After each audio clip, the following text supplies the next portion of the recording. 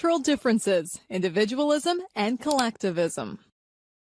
The many cultures of the world differ in a great variety of ways. One of the most interesting ways in which cultures vary is in the extent to which they are individualistic or collectivistic.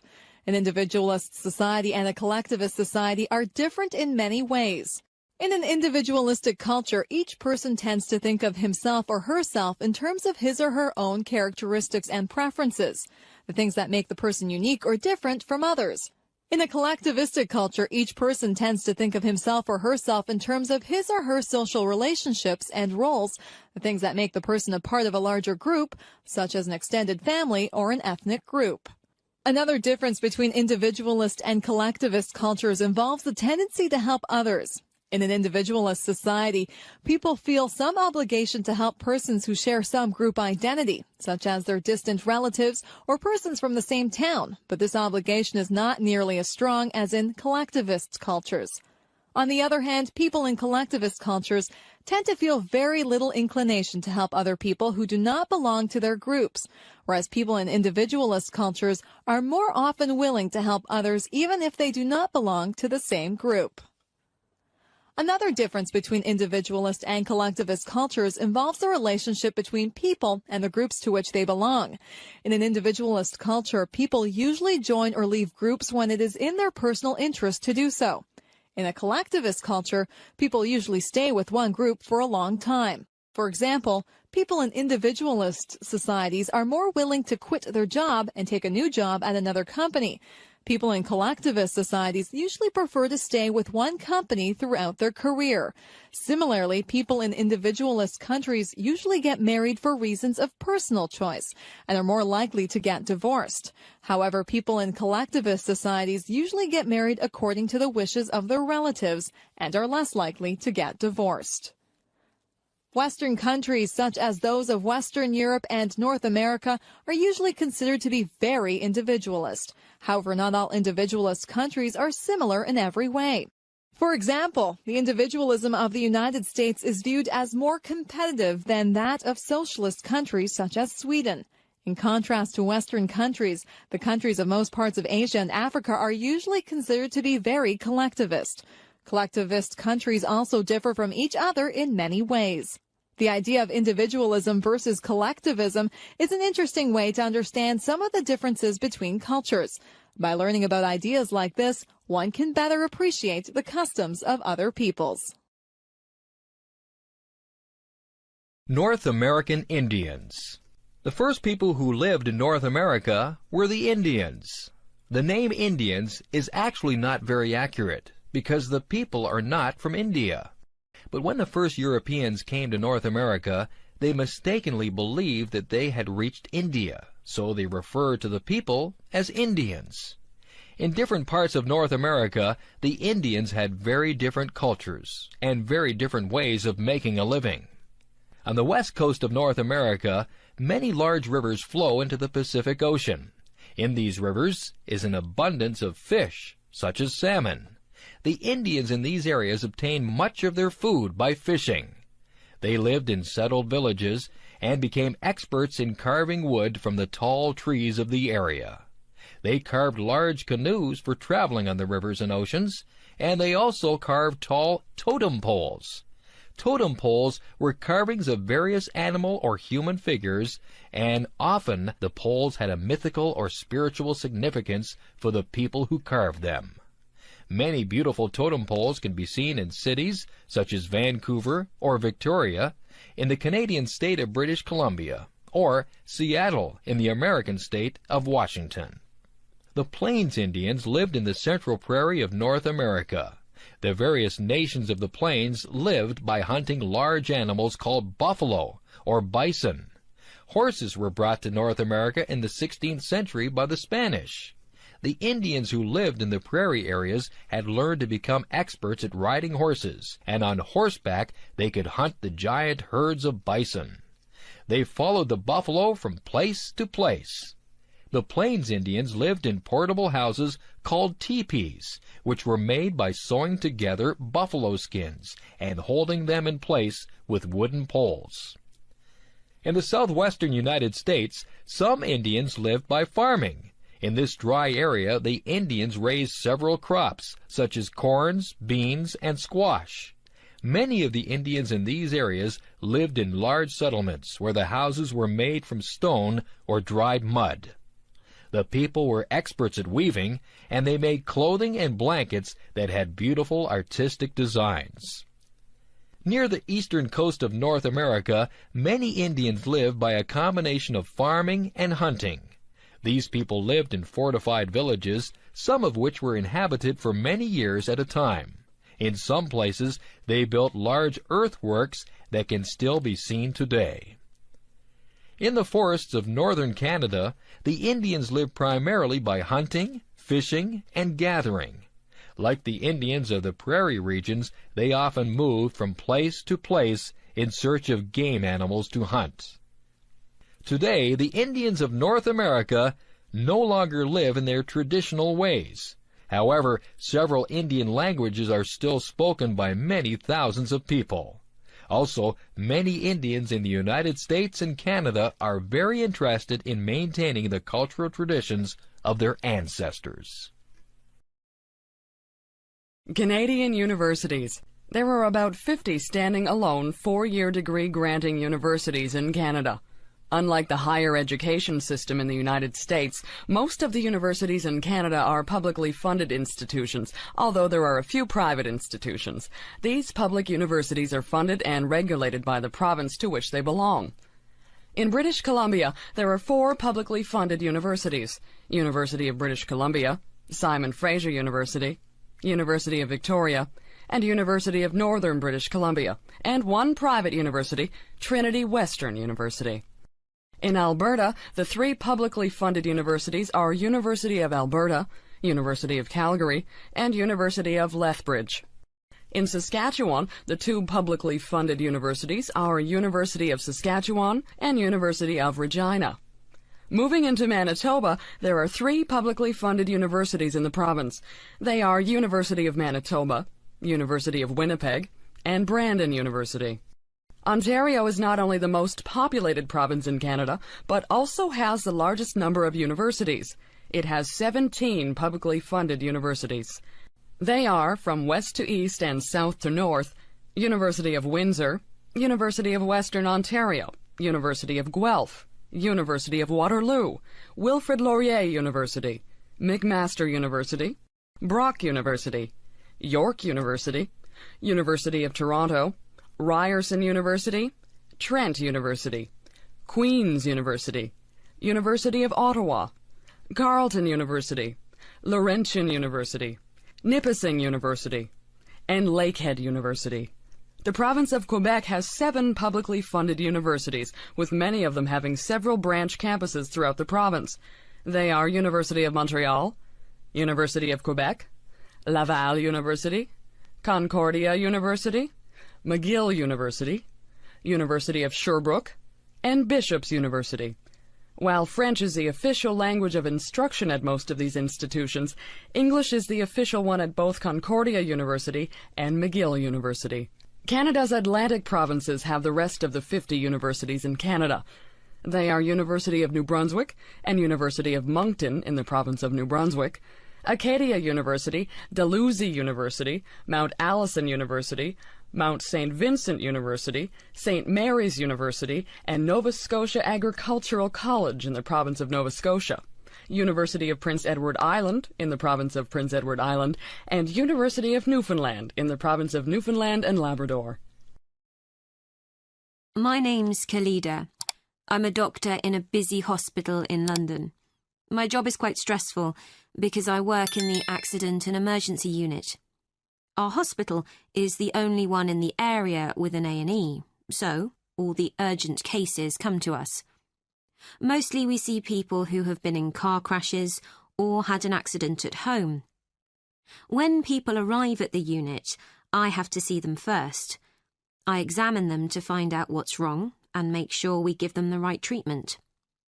When we're sure the patients aren't in any serious danger, the nurses put all the information in their personal records and find them a bed if they're staying in hospital, or arrange for them to go home if they don't need to stay. Hello, everyone. Thank you for inviting me to give a talk in this series of employment lectures. I'm here this evening to tell you about my job. I'm going to tell you what I like about it, what I don't like about it, and what I hope to do in the future. OK, well, I'm a police officer. I've been in the police for just over 5 years, and part of my job is to give talks to students about police work. People often ask why I joined the police, so maybe I'll start there. I've always been interested in law and order, so I went to study law at university. But when I got there, I realised that I was more interested in the practical side of law than the theory. So I applied to work with the police force in my spare time. Then, as soon as I graduated, I was accepted for training. As you know, our job is to protect the public from criminals and defend the law. So obviously, the police force has to work every day of the week, day and night. This means we're often at work when everyone else is relaxing with friends and family, and we can't always be around for special occasions like birthdays and New Year's Eve. On top of that, we have a lot of extra work at weekends, especially when there's a football match and the fans are out celebrating. So, our working hours are one disadvantage of police work. A lot of the time we have to work with the public to avoid problems, and we get special training for that. But we can't always prevent trouble. So, another disadvantage of the job is the danger. I mean, we know that some of the people we have to arrest will attack us. Now for the advantages. Well, one of the advantages is that police work is well paid. As I've said, it's a difficult job, and police officers work hard for their pay. But there are many more advantages. For example, sometimes the work's fun, especially when we have to protect famous people from their own fans. I've met quite a lot of celebrities in my job, and I must say I enjoy seeing them close up and finding out what they're really like as people. But for me, the biggest advantage is the job satisfaction. Speaking for myself, I would say I get the most job satisfaction when I help someone, or solve a problem in a community. And in the future, I'd like to train to be a detective. I think I'd be good at that. Hello everyone, I'm Jennifer and I work for Campus Security. Welcome to this very short talk about emergency phone numbers. To start with, you need to know that emergency numbers aren't the same in every country. As we're in Britain at the moment, it's important to know that the emergency number is 999, so you'll need to remember this. Those of you who've been to the United States will know that the emergency number is 911, slightly different. But in Australia, the emergency number is completely different. It's 000. In Germany, the emergency number is the same as the rest of Europe. That's 112. And in case anyone's thinking of going on holiday to India this summer, it's useful to know that the emergency number there is 100. Good morning. I'm here today to give you a few tips about security on campus. We're not just here to prevent crime, but to make sure you're safe 24 hours a day. One of the services we provide for students who live on campus is to walk home with you if you need to cross the campus late at night. I mean, we all know the halls of residence are quite a long way from the library, don't we? So, for example, if you've been studying in the library till late and you're nervous about going home alone, all you have to do is ring campus security on 3333 and we'll send someone to make sure you're safe. OK? By the way, another important thing to remember is the campus emergency number. We all know the national emergency number in the UK is 999, but when you're on campus, and there's an emergency, you should call 3333. If you call 3333, you'll get through to our own staff right here on campus.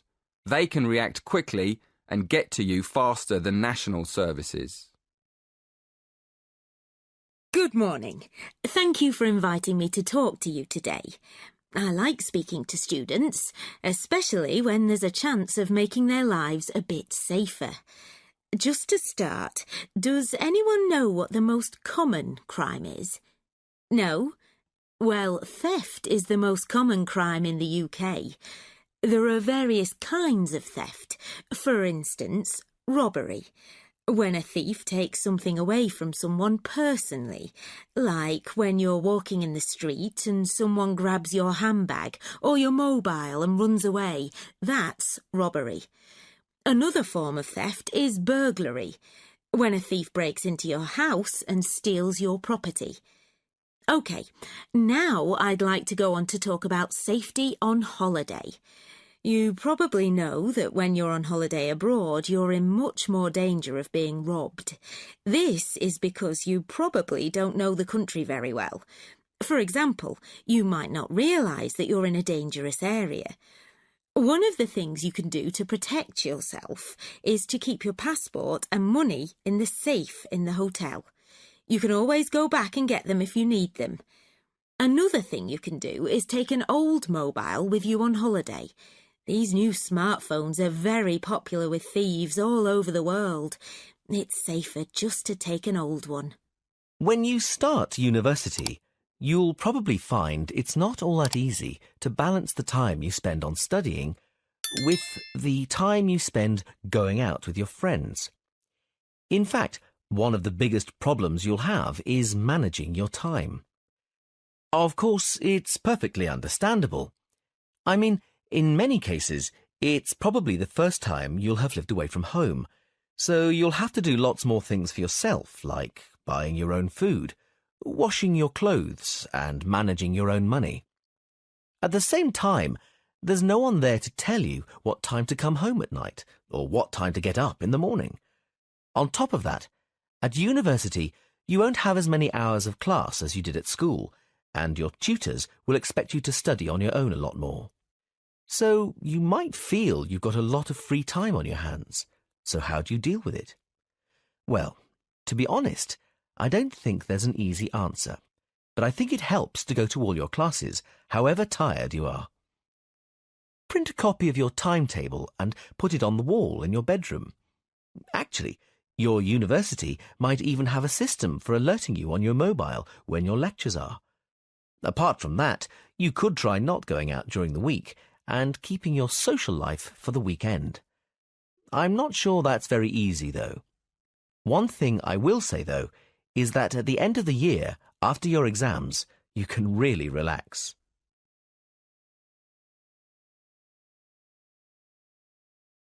I started this new job a couple of weeks ago, and I'm having a lot of trouble with my work-life balance. In my last job, we had fixed hours. We had to be at the office at 9 on the dot, and we always finished at exactly 5. Any work we hadn't finished, we could just leave for the next day. But this new job's very different. I mean, in this job, we can come into the office any time between 8 and 10 in the morning. Then we can choose whether to have a lunch break or not. Then it gets a bit complicated. If we have a lunch break, we can leave between 4 and 6. If we don't have a lunch break, we can go home between 3 and 5. Okay, well, at first this system sounded really good, especially for me because I have young children. But the problem is that if we haven't finished our work, we have to finish it off at home. So it's actually very difficult to draw the line between work and home. For example, on Mondays, I can leave the children at school, go to the gym, and get into the office quite late. But I can't take a lunch break because I need to leave early to pick the children up from school. They come out at 4. Then I have to work from home in the evening to finish what I have to do. If you look at this chart, you can see how we plan our projects. This one is a survey we're working on this year about where people like to shop. OK. Well, we always start by having a team meeting. That's in the first column called tasks. So, in this team meeting, we decide what we need to do, who's going to do it, and when it's got to be ready, right? So, you can see here in the second column, we've got the start date of the project. That's the 23rd of January. That's the same day we have the team meeting. If you look down the tasks column, you can see that the first thing we have to do is write a draft questionnaire. You know, like an outline of the questions we want to ask. Then we have to check the questionnaire to make sure the questions are right. If you look at the lines in column 3, you can see the dates when we have to complete important tasks in the project. These are what we call milestones in the project.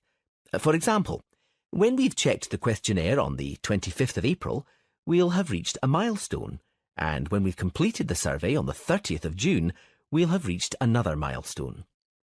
On the 15th of August, when we finish entering the data on the database, we'll have finished the first phase of the project. The second phase of the project involves writing the report.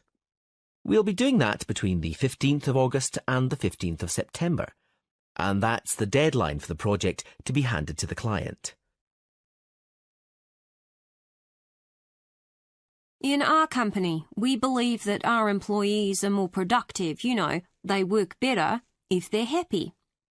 Naturally, we have to make sure the company makes a profit, but at the same time, we need to think about the physical and mental health of our employees.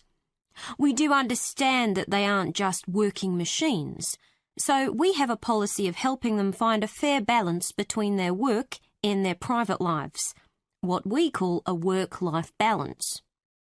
We do this in several ways. Firstly, we have a family-friendly policy, so parents can look after their children when they're very young. For example, sometimes they need to work flexible hours, times that aren't fixed. Other times, parents have to work part-time, and quite a lot work from home. Another example of our family-friendly policy is our generous maternity leave package.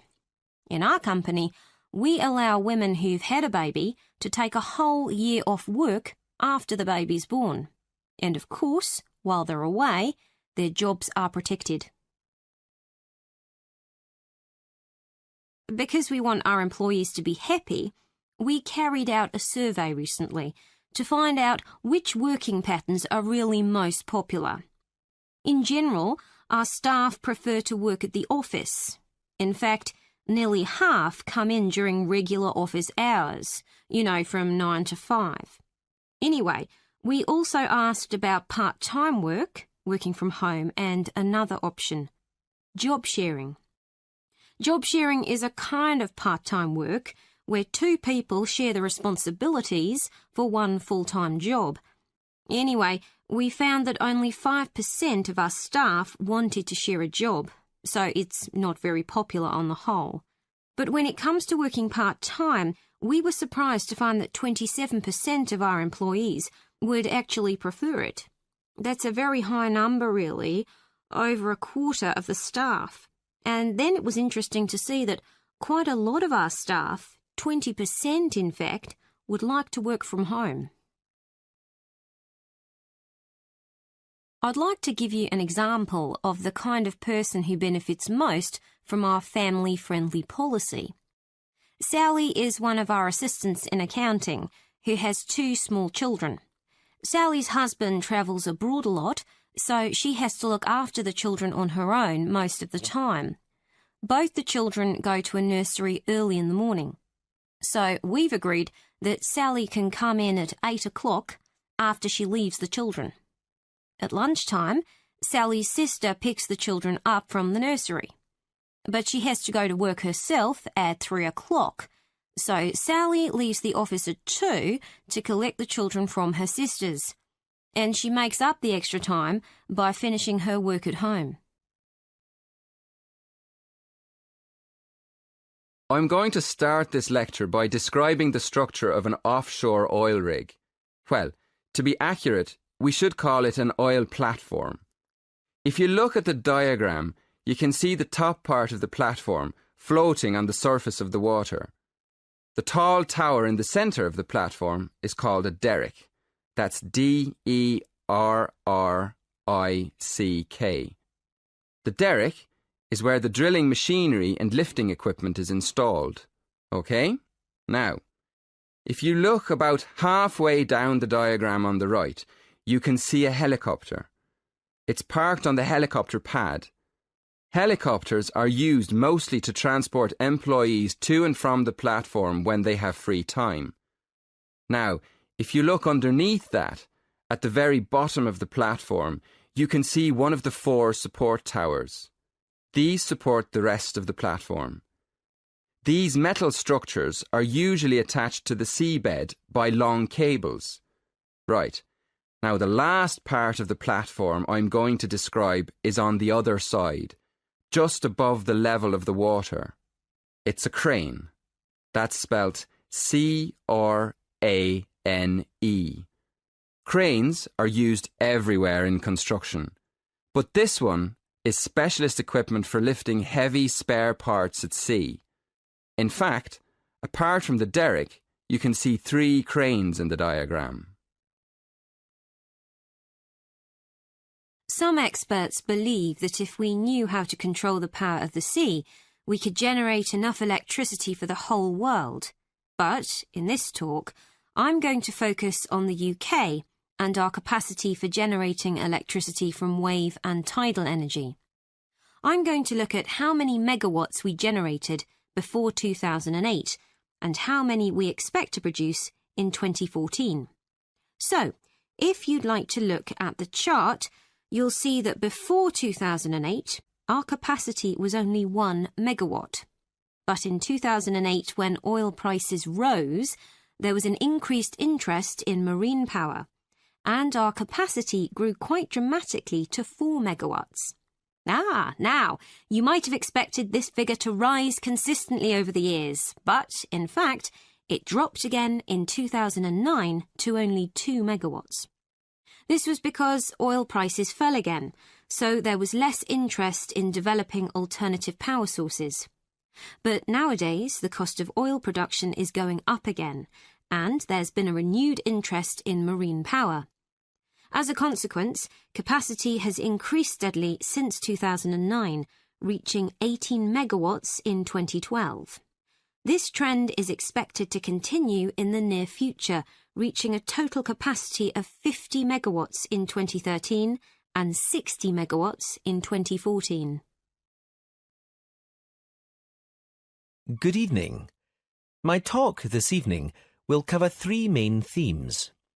First, I'll outline a timeline of how deep-sea exploration vessels developed. Secondly, I'll describe the most recent of these, the Deep-Sea Challenger. And finally, I'll look at some of the benefits of this deep-sea research. OK, to start with, let's look at how underwater exploration vehicles have developed over the years.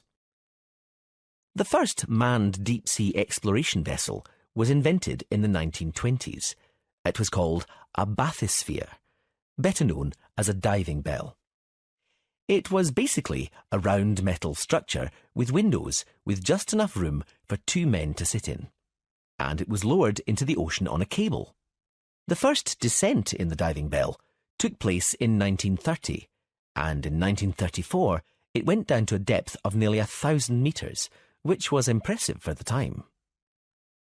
The problem with the diving bell was that it had no power of its own, and there wasn't much room for the researchers to move around. So, the next development after the diving bell was the bathyscaphe, a small manned submarine invented in the 1940s. The difference between the two was that the bathyscaphe had its own power source, which allowed the scientists to investigate in the depths of the ocean more freely. A bathyscaphe called the Trieste reached a record depth of 10,000 metres in 1960. Since then, a new record has been set by James Cameron, who descended to a depth of 11,000 metres for the first time in 2012. So let's move on now to look at the submarine that took James Cameron so far down into the ocean. If you look at the drawing of the Challenger, you can see the pilot's chamber at the very bottom of the submarine. It's a very small section where the pilot sits and controls the sub and all the equipment on it. Now let's have a look at how the submarine is powered. Going up from the pilot's chamber, in the middle of the sub, on the right-hand side of the drawing, you can see a whole section covered in batteries. They provide the power source that takes the sub all the way to the bottom of the ocean and back up to the surface again. Next to that, there's another important part of the sub. You probably realise that there's no light at the bottom of the ocean, so the sub needs to take its own. If you look at the back of the sub, in the middle, just next to the batteries, you can see the panel of lights. They provide the light for filming and taking samples from the seabed. And one more part of the sub, which is important for navigation and to stop it spinning out of control, is the large fin at the back. You can see it at the back of the sub at the top of the drawing. OK, to conclude my talk, I'm going to ask a couple of questions. First, what is the purpose of this deep-sea exploration? And second, is it worth the expense? I think one of the justifications for spending so much money on this kind of research is that it allows scientists to understand more about the surface of the Earth. For example, how it was formed and how it behaves. This could have important consequences for predicting earthquakes and saving lives through early warning systems. Another reason this type of research is considered valuable is that by exploring unknown parts of the ocean, we increase our knowledge of the availability of minerals for industry. And obviously, this could lead to huge commercial advantages. So the answer is yes. In the long run, this kind of exploration can benefit both the ordinary population and industry.